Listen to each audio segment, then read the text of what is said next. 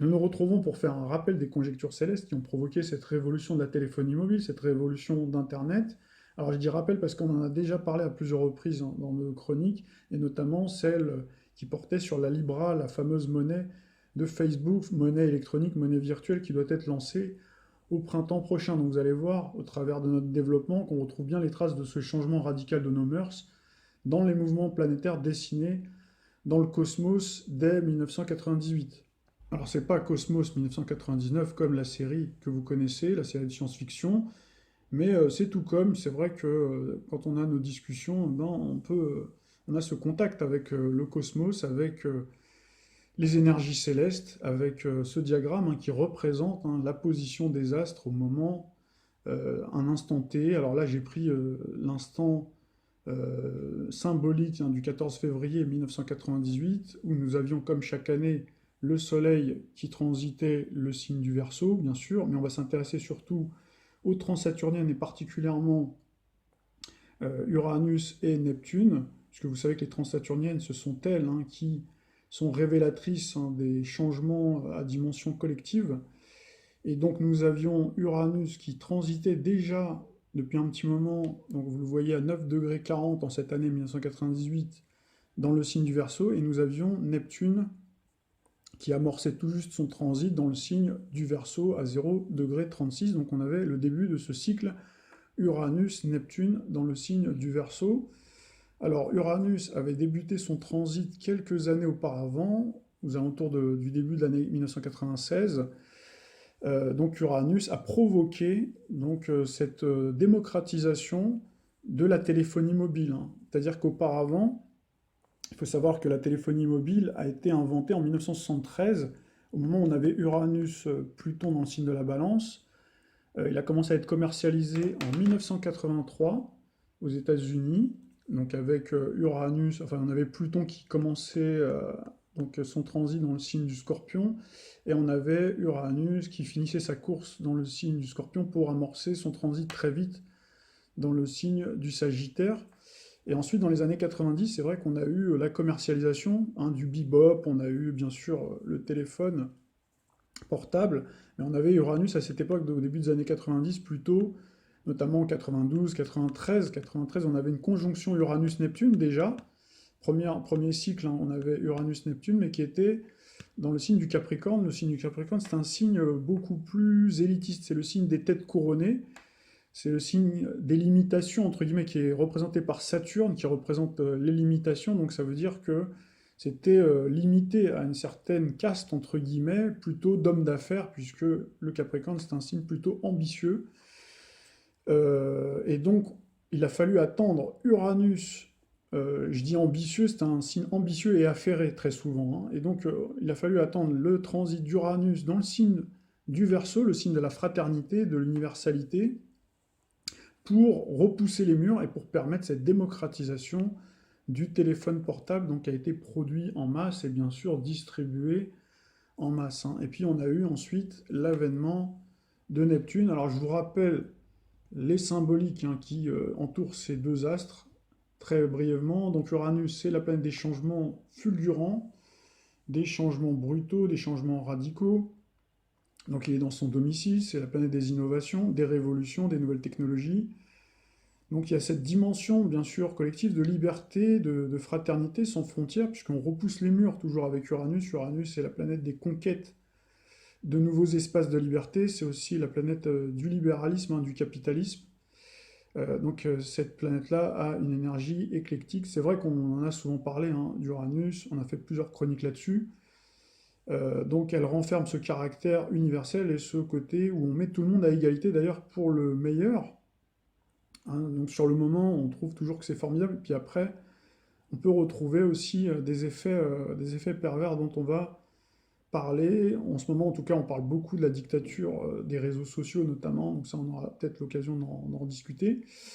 Alors Uranus, c'est la planète aussi qui symbolise les nouvelles technologies, qui gouverne en tout cas tout ce qui est télévision, tout ce qui est radio, donc les télécommunications.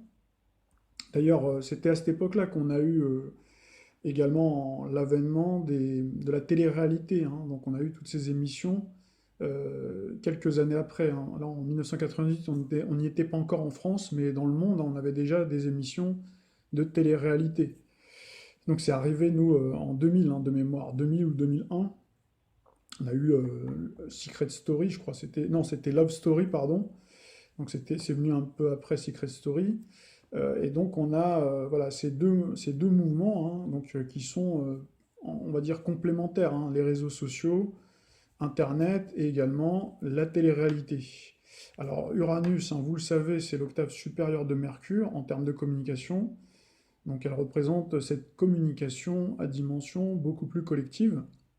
Elle a une puissance supérieure puisque même dans la représentation du glyphe, hein, on retrouve pour Mercure les deux petites antennes, alors que Uranus, hein, on peut imaginer que il y a des câbles un petit peu de partout, quoi. C'est un petit peu la représentation qu'on peut avoir d'Uranus, hein, qui est une planète voilà, qui connecte, qui est connectée, encore plus connectée, qui est plus fulgurante encore que Mercure, bien que Mercure ait un rythme de déplacement dans le zodiaque, hein, beaucoup plus rapide, bien entendu, puisqu'elle est plus proche, elle est le plus proche du Soleil, hein, c'est la planète la plus proche du Soleil, alors qu'Uranus est beaucoup plus éloigné, mais en revanche, Uranus a cette fulgurance, a cette capacité à réfléchir à la vitesse de l'éclair.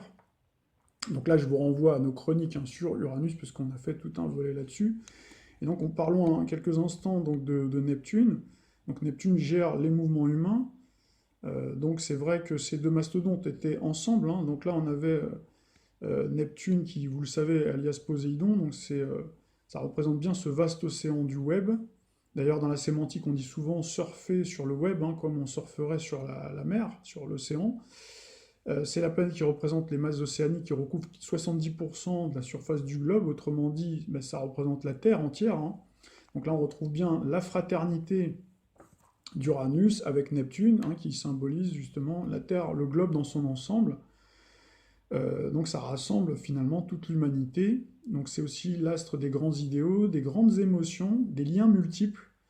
Donc ces deux-là ensemble, hein, permettent justement, via Uranus qui gère les moyens de communication, donc le téléphone et à l'époque c'était surtout l'ordinateur, et donc ce lien humanitaire, donc avec de multiples connexions, avec des milliards d'âmes, représentées par Neptune, qui symbolise bien l'âme des personnes, hein, parce que c'est une planète spirituelle, c'est une planète d'émotion, donc qui permet justement de démultiplier les possibilités de rencontres à l'infini, pour coller avec notre thème, hein, de la rencontre amoureuse notamment, mais de la rencontre dans un premier temps amicale, du contact amical, du contact d'échange, d'intelligence, qui permet, c'est vrai, tous les sites que l'on a, c'est formidable, c'est une grande richesse, puisqu'on retrouve de nombreux sites, hein, qui nous permettent en un clic d'avoir une information, alors qu'avant il fallait aller à la bibliothèque.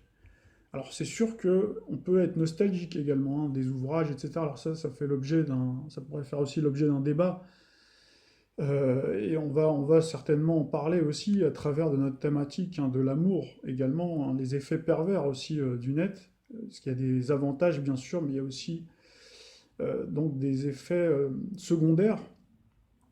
Alors c'est vrai que, en tout cas, ces deux-là, on l'a déjà dit précédemment, ont permis finalement de réaliser le vieux rêve de l'humain, de cette communication quasi télépathique, puisque Neptune permet, c'est une planète intuitive, c'est la planète d'ailleurs des médiums, hein, qui permet justement de communiquer, donc comme d'ailleurs l'avait fait donc à une longue distance, si vous voulez, hein. Donc c'était déjà le cas avec le téléphone, hein, le téléphone qui a été inventé par Graham Bell, donc le 14 février d'ailleurs 1876. Donc ça a permis, hein, forcément d'échanger beaucoup plus vite. Et on a eu d'ailleurs le 13, j'ai noté le 13 février, on a eu le cinéma 1895. Vous voyez, à chaque fois, 14 février, 13 février. Donc les avancées, c'est toujours dans une période verso souvent, hein.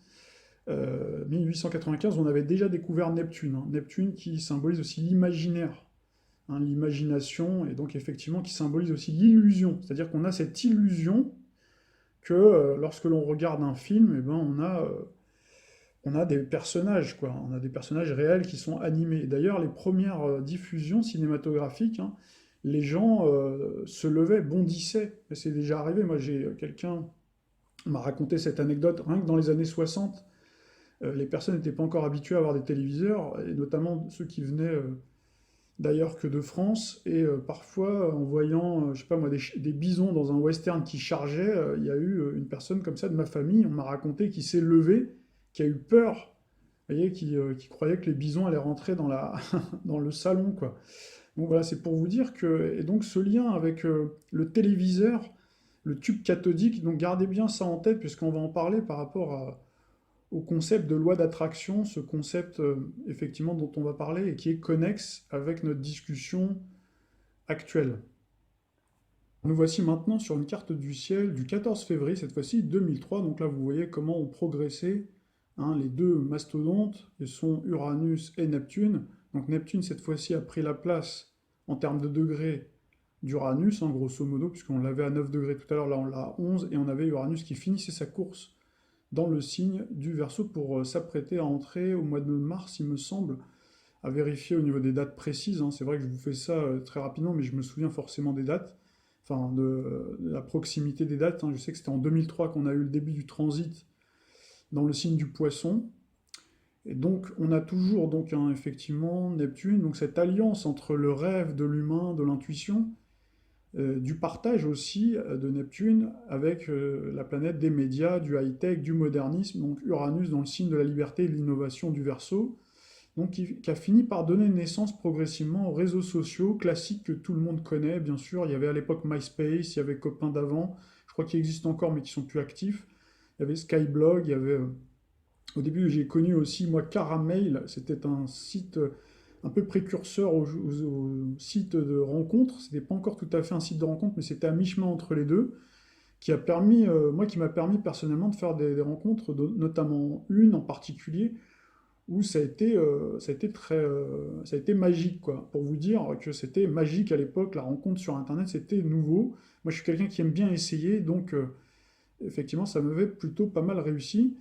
Alors Facebook, donc bien sûr, hein, qui est arrivé en 2004, donc une année plus tard, on a eu Twitter un petit peu plus tard, et on a eu également Instagram, ça c'est beaucoup plus tard, c'est plutôt en 2006. Je vous donnerai tout à l'heure quelques dates, ou du moins dans une autre vidéo, donc vous verrez les correspondances célestes aussi pour savoir sur quel site de rencontre vous avez le plus de chances de faire une rencontre amoureuse, en tout cas pour les adeptes des rencontres online. Alors cette signature planétaire offrait désormais à de plus en plus de Français alors, la possibilité de mise en relation illimitée des pensées de millions d'âmes à travers le monde. Alors je dis français pourquoi? Puisque entre 2001 et 2004, les deux planètes, donc Uranus et Neptune, culminaient dans le tronçon céleste lié au destin hexagonal, c'est-à-dire le milieu du ciel, hein, de la carte de la France de la Ve République du 28 septembre 1958 à 22 heures à Paris. Donc si vous l'adressez, vous verrez, il y aura le MC d'ailleurs, voilà, là j'ai mis l'heure de midi hein, pour cette journée. C'est vrai qu'on retrouve aussi un ascendant en Gémeaux, un petit peu comme pour le thème de la France, hein. Donc c'est à ce moment-là qu'il y a eu une multiplication des sites de rencontres hein, qui ne sont finalement que le pendant beaucoup plus romancé des réseaux sociaux dits généralistes, quoi. Et donc à partir du mois de mars hein, 2003, on a eu Uranus qui a transité en Poisson, donc qui a commencé finalement à intercepter Neptune. C'est-à-dire qu'Uranus était dans l'univers de Neptune, c'est-à-dire l'univers Poisson, et on avait Neptune qui était dans l'univers Verseau, hein, qui restait dans l'univers Verseau. Donc là, c'est à ce moment-là qu'on a eu l'explosion de tous ces réseaux sociaux, de tous ces sites internet, etc., hein. Donc voilà un petit peu l'évolution. Puis